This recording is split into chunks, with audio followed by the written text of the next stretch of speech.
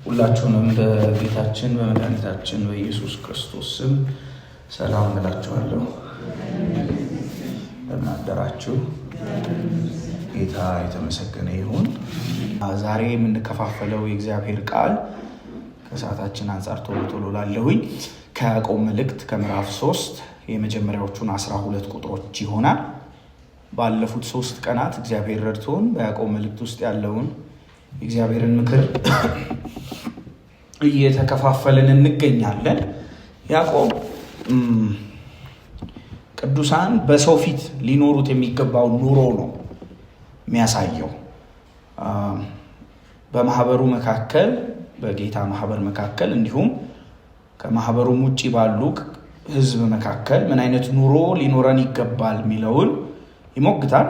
እምነት አለን ብንል ስራ ግን ከሌለን ከንቱ ነን ይላል። ትላንትና የነበረን ሰዎች ይህንን ተወያይተናል። ከዛም በፊት ደግሞ ልዩ ልዩ ፈተና ውስጥ ታልፋላችሁ፣ እንደ ሙሉ ደስታ ቁጠሩት፣ የሚያጠራችሁ ነው፣ ትዕግስትን፣ ፍጽምናን፣ ምልዕነትን የሚያላብሳችሁ ነው ይለናል ያዕቆብ። ሌላው ደግሞ የሚያስተምረን ነገር ምንድን ነው? የእግዚአብሔርን ቃል የምትሰሙ ለመስማት የፈጠናችሁ ሁኑ፣ ደግሞ ለማድረግ የፈጠናችሁ ሁኑ፣ ለመቆጣትና ደግሞ ለማስተማር ለመናገር ደግሞ የዘገያችሁ ሁኑ ይለናል። ትናንትና የነበረን ሰዎች እንደምናስታውሰው እምነታችሁ ፍሬ ሊያፈራ ይገባል ይለናል። ሰው በእምነት ብቻ ሳይሆን በጽድቅም በስራም እንደሚጸድቅ እንመለከታለን ይለናል። አብርሃምን ያነሳዋል። አብርሃም አመነ። እምነቱ ምዕራፍ 15 ላይ ነበር፣ ጽድቅ ሆኖ ተቆጠረለት። እምነቱን ጽድቅ ሆኖ የተቆጠረለትን ደግሞ ምዕራፍ 22 ላይ ዲሞንስትሬት አደረገ፣ አሳየ። ስለዚህ ሰው በእምነት ብቻ ሳይሆን በስራም እንዲጸድቅ ትመለከታላችሁ ይለናል። ስለዚህ ስራ የእምነት ማመሳከሪያ ነው፣ የእምነት ፍሬ ነው፣ የእምነት ውጤት ነው፣ የእምነት መነሻ አይደለም። የእምነት ግን መገባደጃ ነው ይለናል። እና ይሄ ስራ የተባለውን ነገር እየከፋፈለ ይመጣል። በሚመጡት ሌሎችም ቁጥሮች ውስጥ ትመለከቱታላችሁ። እናንተ ቤታችሁ አጥኑ። ዛሬና ነገ ደግሞ የምንመለከተው ይሄ እምነት ሲያፈራ ምን ላይ ነው የሚያፈራው የሚለውን ነው የምንመለከተው። ያዕቆብ እምነት ሲያፈራ አንዱ የሚያፈራው ኮሚኒኬሽን ላይ ነው ወይም አንደበት ላይ ነው ይለናል። አንደበትን ነው ትኩረት ሰጥቶ የሚያስተምረው ያዕቆብ። 12ቱን ቁጥሮች ቶሎ አነብና እንቀጥላለን። እንዲህ ይላል። በጌታ በኢየሱስ ክርስቶስ ስም አነበዋለሁ። ምዕራፍ 3 ከቁጥር 1 ወንድሞቼ ሆይ ከእናንተ ብዙዎች አስተማሪዎች አይሁኑ፣ የባሰውን ፍርድ እንድንቀበል ታውቃላችሁና። ሁላችን በብዙ ነገር እንሰናከላለንና በቃል የማይሰናከል ማንም ቢኖር እርሱ ሥጋውን ሁሉ ደግሞ ሊገታ የሚችል ፍጹም ሰው ነው። እነሆ ፈረሶች ይታዘዙልን ዘንድ ልጓም ባፋቸው ውስጥ እናገባለን፣ ሥጋቸውንም ሁሉ እንመራለን። እነሆ መርከቦች ይህን ያህል ታላቅ ቢሆኑ በአውሎ ነፋስ ቢነዱ የመሪ ፍቃድ ወደሚወደው ስፍራ እጅግ ታናሽ በሆነ መቅዘፊያ ይመራሉ። እንዲሁም አንደበት ደግሞ ትንሽ ብልት ሆኖ በታላላቅ ነገር ይመካል። እነሆ ትንሽ እሳት እንዴት ያለ ትልቅ ጫካ ያቃጥላል። አንደበትም እሳት ነው። አንደበትም በብልቶቻችን መካከል አመፀኛ ዓለም ሆኗል፣ ሥጋን ሁሉ ያሳድፋልና የፍጥረትንም ሩጫ ያቃጥላል፣ በገሃነምም ይቃጠላል። የአራዊትና የወፎች የተንቀሳቃሾች እና በባህር ያለ የፍጥረት ወገን ሁሉ በሰው ይገራል። የአራዊትና የወፎች የተንቀሳቃሾች በባህር ያለ የፍጥረት ወገን ሁሉ በሰው ይገራል፣ ደግሞም ተገርቷል። ነገር ግን አንደበትን ሊገራ ማንም ሰው አይችልም። የሚገድል መርዝ የሞላበት ወላዋይ ክፋት ነው። በእርሱ ጌታንና አብን እንባርካለን፣ በእርሱም እንደ እግዚአብሔር ምሳሌ የተፈጠሩ ሰዎችን እንረግማለን። ከአንድ አፍ በረከትና መርገም ይወጣሉ። ወንድሞቼ ሆይ ይህ እንግዲህ ሊሆን አይገባም። ምንጭስ ከአንድ አፍ የሚጣፍጥንና የሚመርን ውሃ ያመነጫልን? ወንድሞቼ ሆይ በለስ ወይራን ወይም ወይን በለስን ልታፈራ ትችላለችን? ከጨውም ውሃ ጣፋጭ ውሃ አይወጣም። 12 ቁጥሮች እነዚህ ናቸው። ያዕቆብ አንደበት ማለት ንግግራችን ምላሳችን ላይ ትኩረት ሰጥቶ ነው የሚያስተምረው። አንደበት ዓለም ነው ይላል ያዕቆብ። አንደበት በብልቶቻችን መካከል ዓለም ነው። አንደበት እንደው ከሰውነታችን አናቶሚ ውስጥ አንዱ አይደለም። እንደ ጆሮ ግንድ፣ እንደ አንገት፣ እንደ ወገብ፣ እንደ ጀርባ፣ እንደ እግር አይደለም። አንደበት በራሱ ብቻውን ምንድን ነው አለ ያዕቆብ? ዓለም ነው አለ።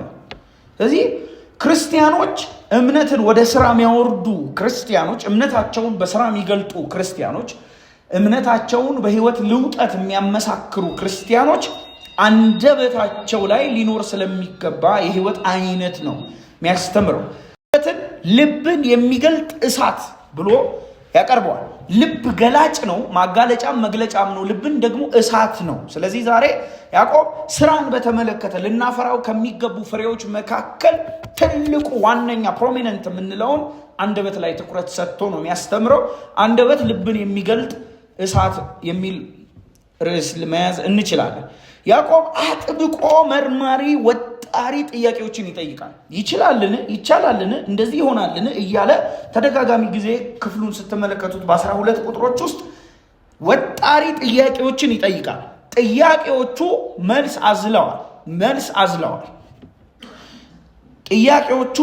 አዝለዋል እና ደግሞ ሁላችንንም የሚመለከት ክፍል ነው እዚህ ጋር እያቀረበ ያለው። አንደበትን በተመለከተ በተለይ ደግሞ በኪዳኑ ማህበረሰብ መካከል ወይም በእግዚአብሔር ሕዝብ መካከል ኮቨነንታል ኮሚዩኒቲ ሊኖረው ስለሚገባ ኮሚኒኬሽን ነው እያወራ ያለው።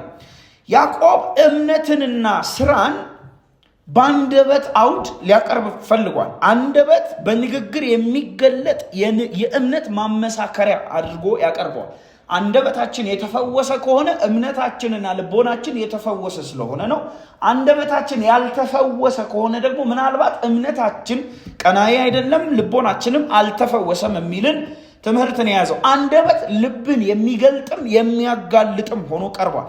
አንደበት የነፍስ ኢንዴክስ ሆኖ ቀርቧል። የነፍሳችን የቱ ጋራ እንዳለች መመዘኛ ሆኖ ቀርቧል።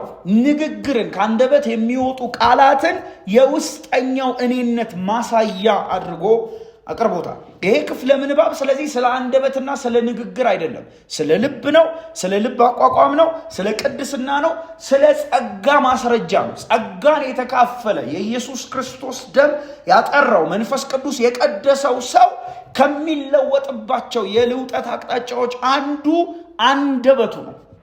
ስለዚህ ሚርሊ ዝም ብለን ስለ ንግግራችን ከአንደበታችን ስለሚወጡ ቃላትና ስለምንደረድራቸው ሴንቴንሶች ሳይሆን የሚያወራው ስለ ልብ አቋቋም፣ ስለ ኃጢአት፣ ስለ ቅድስና፣ ስለ ጸጋ ማስረጃ። አንደበት ከተፈወሰ ጸጋ ማስረጃ ሆኖ ቀርቧል። የጸጋ ተካፋይ የሆነ ሰው ብቻ ነው አንደበቱ ሊፈወስ የሚችለው። ስለዚህ ባለፈውም እየሰበርን እያፈረስን የመጣ ነው። እኔ ሆዴ ባዶ ነው፣ ሆዴ ቦጆቦጅ ነው፣ ሆዴ ገራገር ነው፣ አፌ ብቻ ነው ምንል ሰዎችን በቃ ያፈራርሰዋል ይህንን ፍልስፍና እናስተሳሰብ። ለምን? አንደበት የንግግር የውስጠኛው ማንነት ማሳያ ነው። ሲጀምር በጣም ይሄ በርህራሄ ነው ምንድነው ሊያቃናቸው የሚፈልገው፣ ግን በጣም ወጣሪ ጥያቄዎችንና ኃይለኛ ትምህርቶችን ነው የሚያስተምረው። በእግዚአብሔር ርህራሄ ሆኖ ነው የሚመግባቸው። ቅዱሳን ወንድሞቼ ሆይ ይላቸው። ወንድሞቼ ሆይ ይወዳቸዋል። መጋቢያዊ ጥሪውን መጋቢያዊ ልቡን ያሳያል። ይህ ጥሪ ቅዱሳን ለዓለማውያን የሆነ ጥሪ አይደለም። ላልዳኑ ሰዎች ከጌታ በረት ውጪ ላሉ ሰዎች አይደለም። ወንድሞቼ ይላቸዋል። ስለዚህ ይሄ በእኛ መካከል የሚቀር ትምህርት ነው ማለት ነው። ለዓለም ሳይሆን ለቤተ ክርስቲያን ለቅዱሳን የተሰጠ ማስጠንቀቂያ ነው። እንደውም መንፈሳዊ ነን ለሚሉ ሰዎች የተሰጠ ማስጠንቀቂያ ነው። ምክንያቱም የሰነበቱ የቆዩ መንፈሳዊ ነን ብለው የሚያስቡ ለማስተማር በቃለው ብለው ለሚያስቡ በማህበር መካከል ለመናገር ለሚደፍሩ ሰዎች በይበልጥ የቀረበ መልእክት ነው። ከናንተ ብዙዎች አስተማሪዎች ምን አይሁኑ።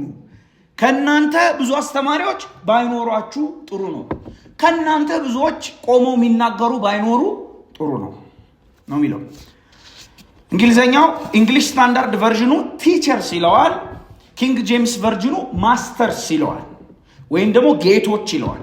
በጥንት ቤተክርስቲያን ማስተማርና መምራት፣ ማስተማርና መሰልጠን፣ ማስተማርና ማስተዳደር የተለያዩ ነገሮች አይደሉም። ሁለቱ አንድ ናቸው። ስለዚህ አስተማሪዎች አይሁኑ።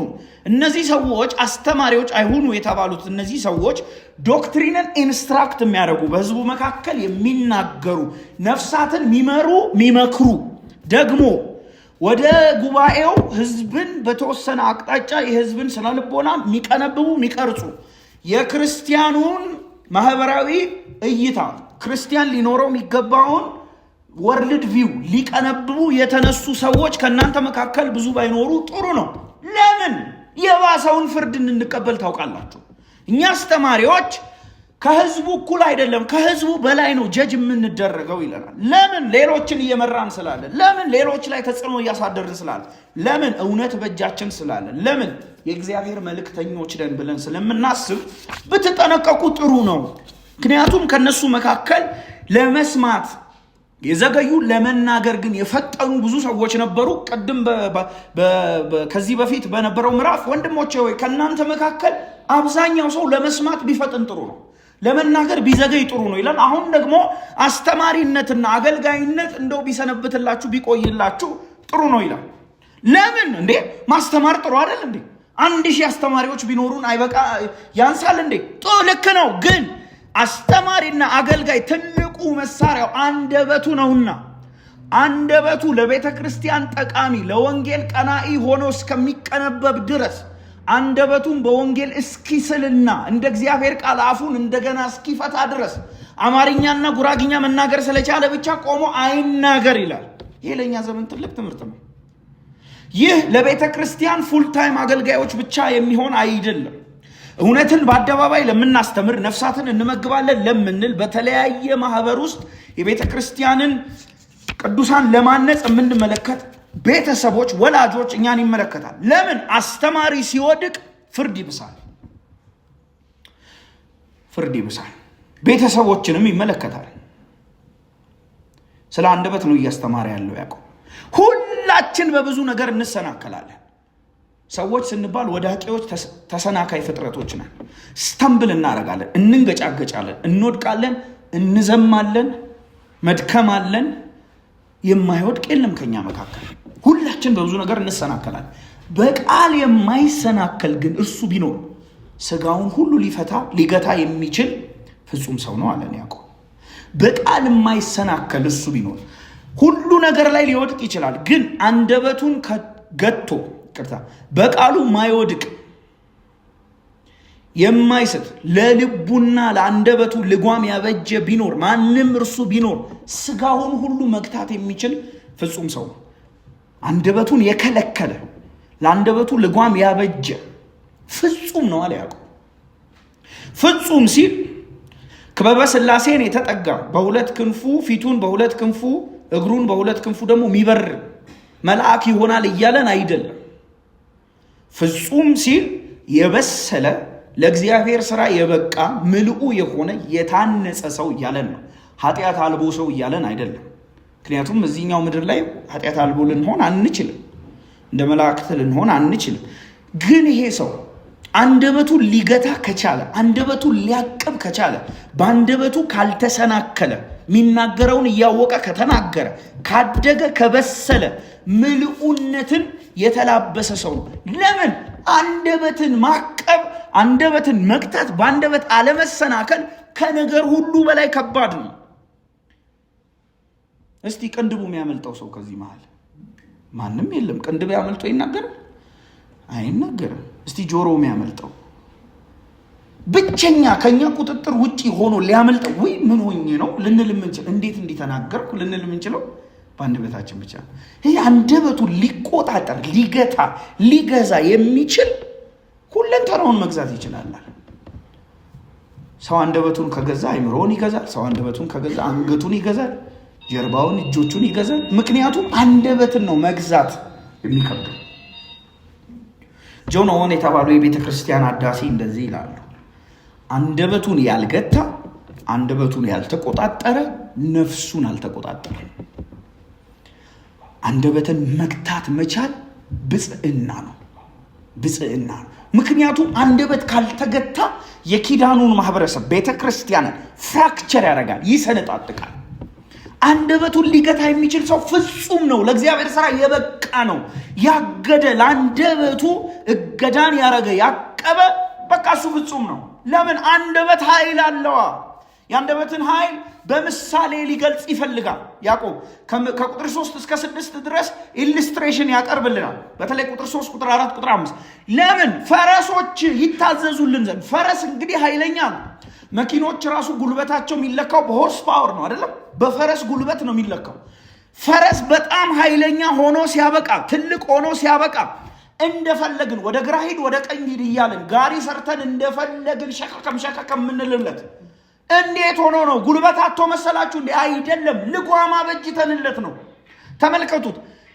ፈረሶች ይታዘዙልን ዘንድ ልጓም ባፋቸው ውስጥ እናስገባለን፣ ስጋቸው በሙሉ ይመራል። የማንመራው የስጋቸው አካል የለም። ሁለተኛ ኢሉስትሬሽኑ ደግሞ መርከቦችን ነው። መርከብ ትልልቅ ቢሆኑ ትልልቅ ሆነው ሲያበቁ እንግዲህ አሁን የምንመለከተው ንግድ ዓለም በሙሉ የሚጫን ነገር በሙሉ የሚጫነው በመርከብ ነው። ታንክ ይጫናል፣ መኪና ይጫናል፣ ኮንቴነር ይጫናል፣ ብረታ ብረት ይጫናል። ትልልቅ መሳሪያዎች፣ ትልልቅ የኮንስትራክሽን ዕቃዎች በመርከብ ይጫናሉ። ትልቅ ነው፣ ምንም አይፈራም መርከብ። ግን ያንን መርከብ በትንሽዬ መቅሰፊያ፣ ምናልባት ሙቪ ላይ አይታችሁ ከሆነ በትንሽዬ ክብ የሆነች ነገር እንደ መኪና መሪ የምትመስል ነገር ወደ ግራ ሂድ፣ ወደ ቀኝ ሂድ፣ ወደ ኤደን ባህረ ሰላጤ ሂድ፣ ደግሞ ወደ ኢንዲያን ኦሽን ሂድ፣ ወደ ፓሲፊክ ሂድ እያሉ እንደፈለጉ እንደሚነዱት በትንሽ መሳሪያ አቅጣጫውን እንደሚመዝኑለት ፈረስም በትንሽዬ ዕቃ ወይም ደግሞ መሳሪያ ትልቅ ቁጥጥርን እንደሚይዙ እንደዚሁ አንደበትም ይለናል። ተመልከቱት ቁጥሩ። በትንሽ መቅሰፊያ እንደሚሆን እንዲሁ አንደበት ትንሽ ሆኖ ሲያበቃ በትልልቅ ነገር ይመካል። አንደበት ፊዚካሊ ስሞል ነው። ልክ ልጓም ትንሽ እንደሆነው መሪውም ትንሽ እንደሆነ ግን በታላላቅ ነገር ይመካል።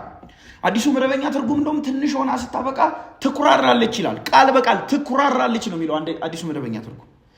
አንደበት እንደምትመለከቱት ከሰውነታችን አካል በሙሉ ትንሹ ነው፣ በጣም ትንሽዬው ነው። ግን ትልቅ ኩራት፣ ትልቅ ጥፋት፣ ትልቅ ተጽዕኖ ያመጣል። ትልቅ ጥፋት ያመጣል፣ ይመካል። እንደፈለግን ሁለንተናን መንዳት የምንችለው በአንደበት በኩል ነው አለን ያዕቆብ። በአንደበት በኩል ነው። አንደበት በአግባቡ ከሄደች ትልቁን ሰውነት፣ እሱ ብቻ አይደለም ትልቁን የክርስቶስ ማህበር ወደ ተፈለገው አቅጣጫ መውሰድ እንችላለን።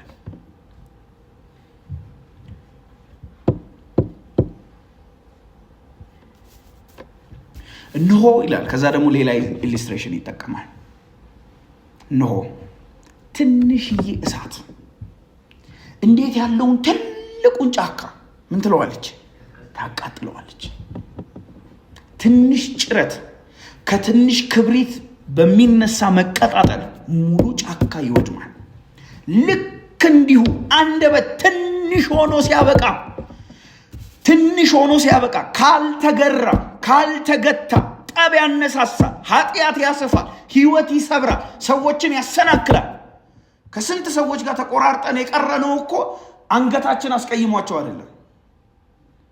ምን ነው ምንወዳቸውን እስከ ሞት እስከ መቃብር አብረን እንሄዳለን ያልናቸውን ወዳጆቻችን ጆሮ ግን እንዳሳጣን እንዴ? ምናችን ያሳጣን? አንደበታችን። ቅዱሳን ያጠፋል፣ ያቃጥላል። ያን ጫካ እኮ ለመስራት ስንት ጊዜ ፈጅቷል መሰላችሁ?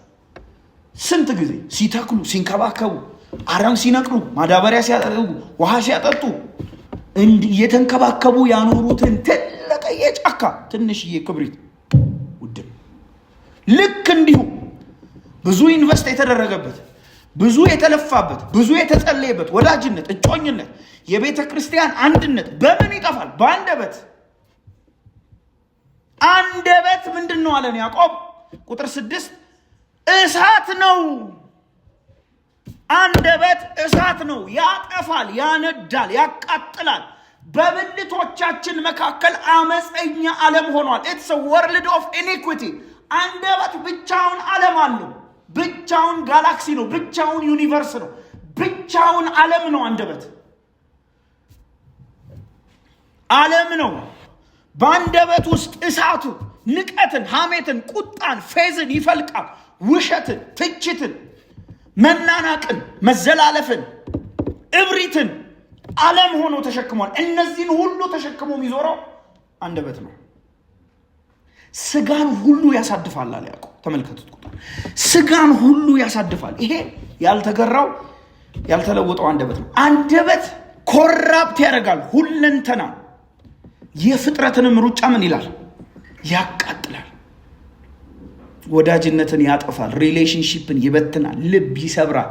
ቤተ ክርስቲያንን ይጎዳል። ከኔ በላይ በእግዚአብሔር ቤት ኖራችኋል። የኢትዮጵያ ቤተ ክርስቲያን በየዘመኗ እያገረሸ ሲረብሻት የነበረ ቡድንተኝነት፣ ዘረኝነት፣ ለወንበር ትግል ስንቱ ሰበራት፣ ስንቱ ጎዳት። ይሄን ሁሉ ተሸክሞ ዓለም ሆኖ ጌታ ሆኖ ከፊት እየሄደ የነበረው ምንድን ነው? አንደበት። የፍጥረትን ሩጫ ያቃጥላል። ቤተሰብ ይበትናል። ልብ ይሰብራል፣ ያቆስላል። ስንቶቻችን ስንት የተባልነውን ነገር ተሸክመን እንዞራለን?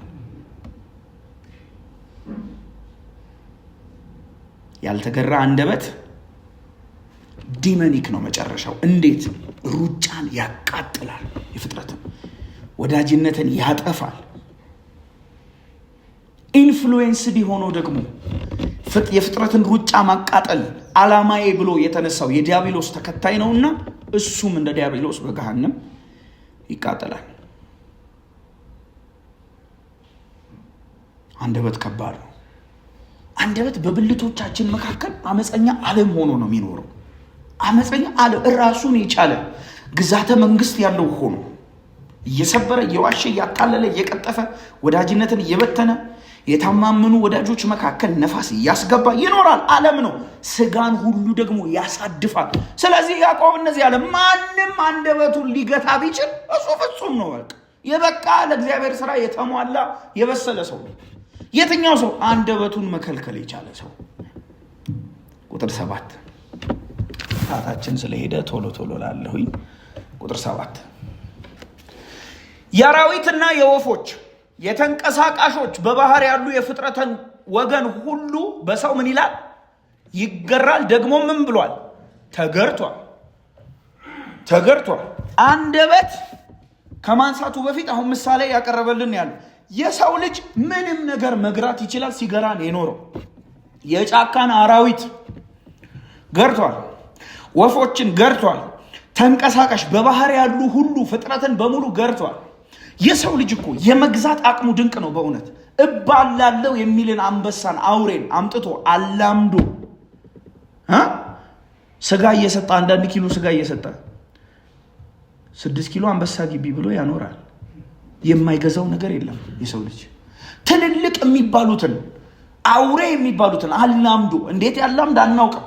አላያችሁም? ዩቲዩብ ላይ ምን ላይ ዘንዶውን ሁሉ እንደዚህ እየያዙት ምን እያሉት የሰው ልጅ ይገራል። ምንም ነገር የትኛውንም ጨካኝ አውሬ ጊንጥን፣ እባብን ይገራል። ወደ 40 ምንጭ አካባቢ ሄዳችሁ የምታውቁ ቅዱሳን አዞዎችን ይገራል፣ ያኖራል።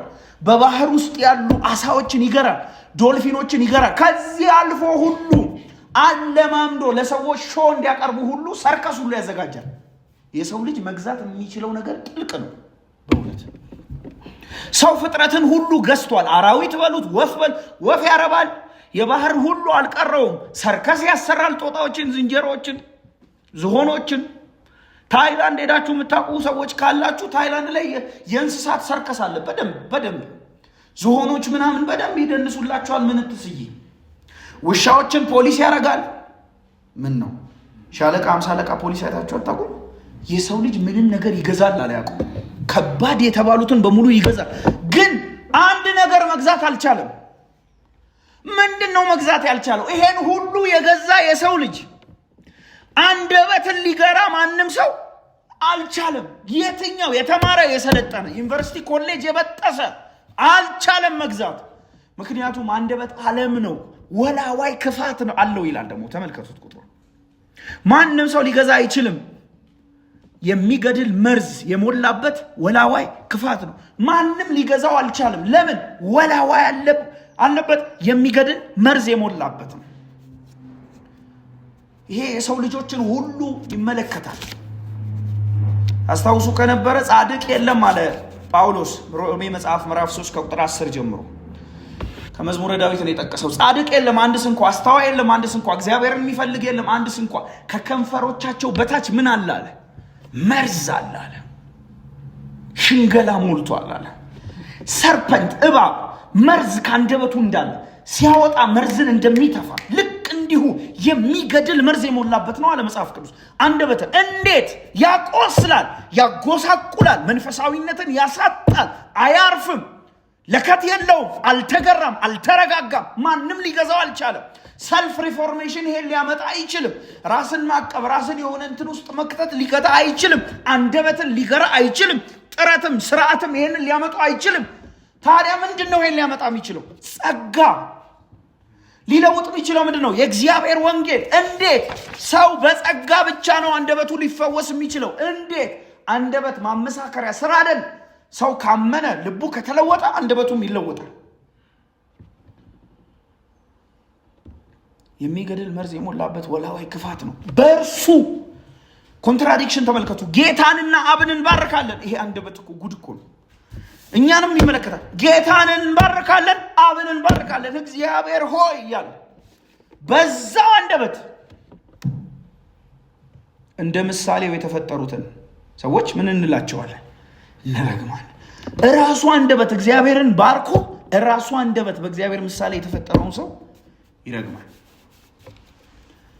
እኔ ሐሜት አልወድም፣ ግን ወንድም ከሌኮ እንዲያርጉ እኔ ብዙ ስለ ሰው ማውራት አይመቸኝም፣ ግን እያለ እኮ ነው የሚገባው። አይ አንደበት ጉድ እኮ ነው በእውነት። እኔ ራሴን እያስተዋልኩኝ ነበር ይህን ሳጠና። ይሄን ስል እኔ እንግዲህ አፍራለሁ፣ ግን እያለ ነው የሚያወራው። አንደበት ይረግማል፣ የፍጥረትን ሩጫ ያቃጥላል፣ ደግሞ እግዚአብሔርን ይባርካል። የሚያሳዝነው ነገር እግዚአብሔርን ባርኮ በምሳሌው የተፈጠሩትን ሰዎች በማስነወሩ ምክንያት እግዚአብሔርን ራሱ ያሳዝነዋል። ቁጥር 10 ይሄ ሊሆን አይገባም ወንድሞቼ ሆይ፣ ይሄ በእናንተ ዘንድ የተገባ አይደለም። እዚህ ቤተ ክርስቲያናችን እንድትታደስ ከፈለግን አንዱ ማደስ ያለብን አንደበታችንን ነው። ምክንያቱም አካልን የሚሰነጣጥቀ የሚያፈራርስ መርዝ ነው አንደበት። አንደበታችን በጸጋ የተፈወሰ ይሁን። በእውነት ሰዎችን የሚያንስ ጨው ያለው ብርሃን ያለው የእውነት ወንጌል ያለው በጨው የተቀመመ በጸጋ የሆነ ንግግር ከአንደበቶቻችን ይፍለቅ። በእውነት የማያንጽ ነገር ከኛ ይወገድ። ይህ ሊሆን አይገባም ወንድሞቼ ሆይ። ቁጥር 10 ይሄ ሊሆን አይተገባ አይደለም። እንዴት? አንድ ምንጭ እኔ ምንጭ የሚፈልቅበት ቦታ ይቻሉ። ጥቁር በጭቃ የተለወሰ ምንጭ ከሆነ በጭቃ ነው። ንጹህ ምንጭ ከሆነ ንጹህ ምንጭ ነው። ጣፋጭም መራራም እንዴት ያመነጫል። ኔቸር ኮንሲስተንት ነች በባህሪዋ። ተፈጥሮ ኮንሲስተንት ነች። አንድ ምንጭ አንድ ነገር ነው የሚያፈልቀው። ወንድሞቼ ሆይ ምንጭ ከአንድ ውሃ ከአንድ አፍ የሚጣፍጥን የሚመርን ያመነጫል? አያመነጭም። ወንድሞቼ ሆይ በለስስ ወይራን ወይም ደግሞ ወይን በለስን ልታፈራ ትችላለች?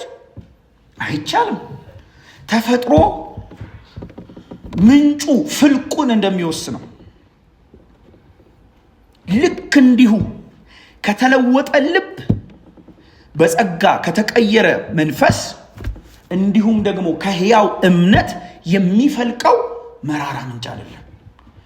ከዛ ደግሞ የመጨረሻውን ቁጥር ተመልከቱት። ከጨው ውሃ ጣፋጭ ውሃ ይወጣል አይወጣም? ጨው ውሃ ሚል ጠጥታችሁ የምታውቁ ከሆነ ምንጩም ጨው ስለሚል ነው።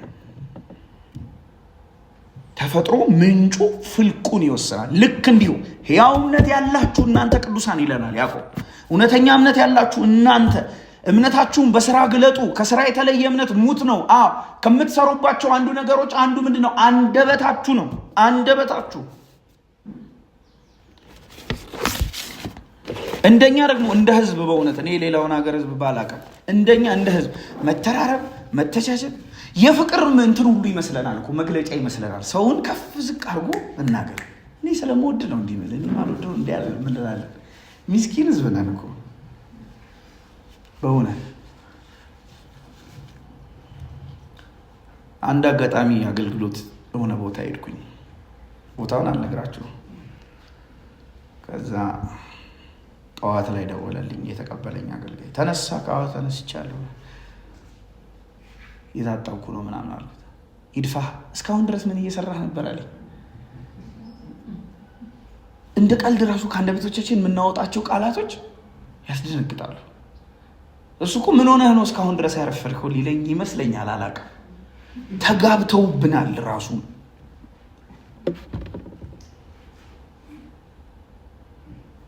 አንደበት የልብን ኮንዲሽን ያሳያል ቅዱሳን። የሰው ልጅ ሁሉን ቢቆጣጠርና ቢይዝ እንኳን አንድ መግታት ያቃተው ነገር አለ፣ አንደበቱ። ይህን ሊያደርግ የሚችለው ሕያው እምነት በስራ ሲመሳከር ብቻ ነው። ልውጠት ሕያው እምነት የአንደበትን ፈውስ ያመጣል። ውስጤ ባዶ ነው አትበሉ። ውስጣችሁ መርዝ ስላለ ነው አንደበታችሁ መርዝ የሚተፋው። ከኔ ጀምሮ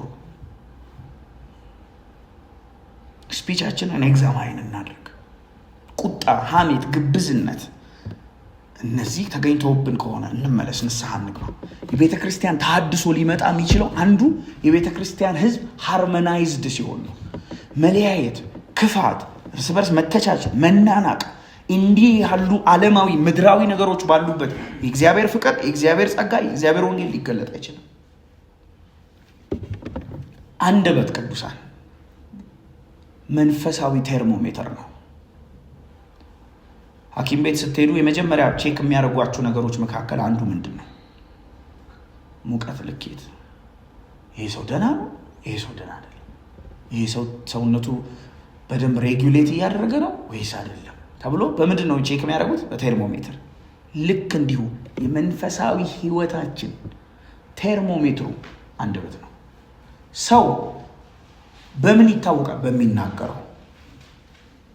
ቅዱሳን እዚህ ጋር ተመሳሳይ ሁለት ሱፍ የለበሱ ቅዱሳን ወንድሞች፣ አንዱ ገበሬ አንዱ ፕሮፌሰር ባቆምላችሁ ለዩት ብላችሁ በምን ይለያሉ?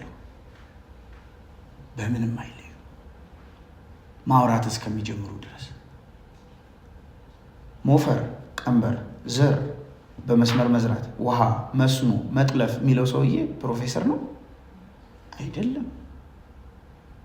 ሳይንቲፊክ ሪሰርች ምን እንደዚህ በእንደዚህ ወጥቶ በእንደዚህ ገብቶ እንዲህ ጥናት ሰርቼ እንዲህ ፐብሊሽ አድርጌ እንዲህ ተማሪዎችን አስተምሬ የሚለውስ ገበሬ ነው አይደለም።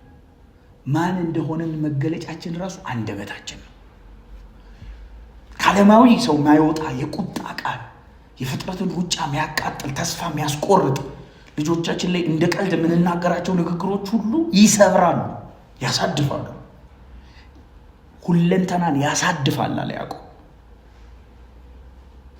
ውስጤ ባዶ ነው፣ ውስጣችሁማ ባዶ አይደለም። ውስጣችን ቃላቶቻችን ከአንደበታችን የሚፈልቁ ቃላት የነፍስ ማስተጋበያዎች፣ የገደል ማሚቶዎች ናቸው። የገደል ማሚቶዎች ናቸው። ስለኛ ምን እያሉ እንደሆነ በግልጽ የሚያስተጋቡ ናቸው። ከጨው ውሃ ጣፋጭ ውሃ ሊወጣ አይችልም። ኮንትራዲክት ሊያደርግ አይችልም ኔቸር። ስለዚህ እንመለስ። የመታደስ አንዱ መገለጫ መመለስ ነው። ያዕቆብ ቤተክርስቲያኒቷ እንድትታደስ ለመስማት እንዲፈቅዱ ሕያው እምነታቸውን በስራ እንዲገልጡ ቤተክርስቲያን ከምትታደስበት አንዱ ደግሞ የሆነው ይሄ አንደበት ነው። አንደበት ሲፈወስ በይቅርታ በጸጋ ቃል ሰዎችን በሚያነጽ ቃል ስንሞላ ቤተክርስቲያን ወደ አንድነት፣ ወደ ሃርመኒ፣ ወደ እንዲህ ያለ ትልቅ መንፈሳዊ ብጽዕና ትመጣለች። ሕያው እምነት የአንደበት ፈውስ ያመጣል። ስለዚህ በስራ ግለጡ ይለናል ያዕቆብ። እምነቴን በስራዬ አሳይሃለሁ ብሎናል ትላንትና። ስለዚህ በስራ ከምንገልጥበት አንዱ ንግግራችን ነው። ሰዎችን የሚያንጽ፣ ሰዎችን የሚባርክ፣ ሰዎችን የሚያበረታ ቃላት ከኛ ውስጥ ይውጡ። እግዚአብሔር በዚህ ይባርከን። በእውነት ሰዎች ከኛ ጋር 30 ደቂቃ እንኳን ቡና የሚጠጡ አምቦሃ የሚጠጡ ከኛ ጋር ሲነሱ ታንጸው የወንጌልን እውነት ተረድተው በእግዚአብሔር ምክር ለመሄድ በስራ ለመትጋት ለሆነ ኢነርጃይዝድ ሆኖ ነው መሄድ ያለባቸው እንጂ አግኝተ ነው አኞ የሆነ ነገር ተሸክመን መሄድ የለብንም። ተባርከን፣ ተጽናንተን፣ ተፈውሰን የቆሰለ ነገር በሙሉ ከኛ ወልቆ ወርዶ ይቅር ተባብለን በጸጋ ተበራርከን ነው መለያየት ያለብን።